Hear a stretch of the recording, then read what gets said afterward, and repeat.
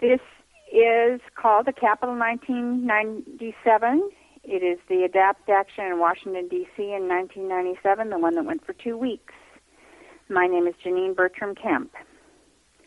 1997 was a watershed year for ADAPT and the introduction of the first version of the Community Services Act, MICASA.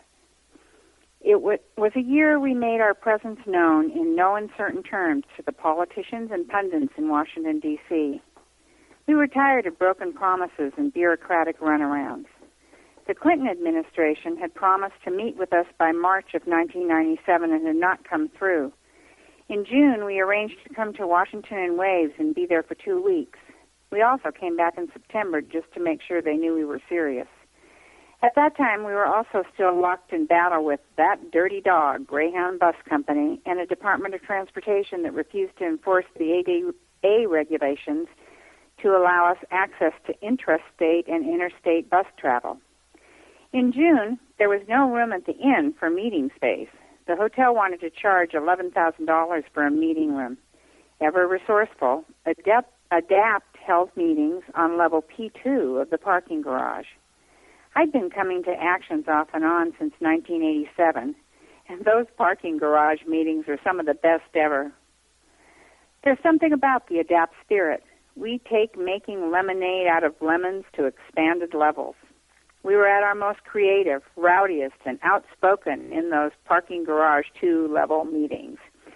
And my, oh my, blueberry pie. That last night's party, did we dance the night away? That garage was rockin' till the wee hours. 1997 was a year of hope and grief for me. The June actions were full of hope. I was sure MICASA would be law within 5 years. I lived in D.C. then with my late husband, Evan Kemp, Jr., and we both went to the June actions.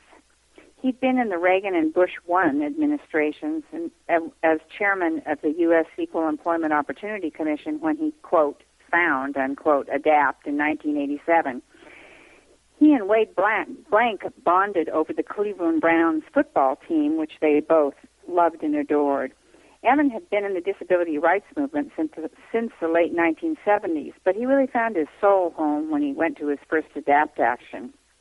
Now, I'd come of age in the 60s, so ADAPT felt right from Jump Street to me.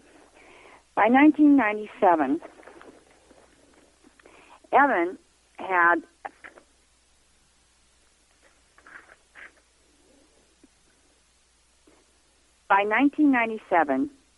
had moved out of the D.C.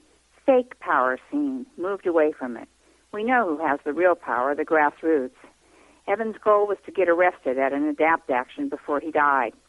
We were all in the Capitol Rotunda and had refused to leave without a meeting with Newt Gingrich, then Speaker of the House. The police were threatening and antsy. Evan was excited. He was sure he'd get arrested. Then Newt agreed to meet with ADAPT and later that year introduced MICASA as H.R. 2020.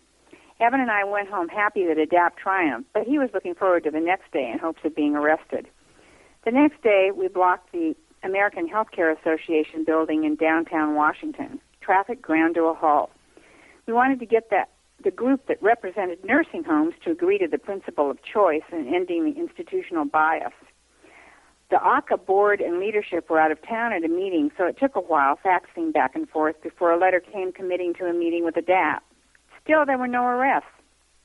Then the White House and Department of Transportation were the targets of actions. Both agreed to ADAPT demands, and there were no arrests the entire 2 weeks.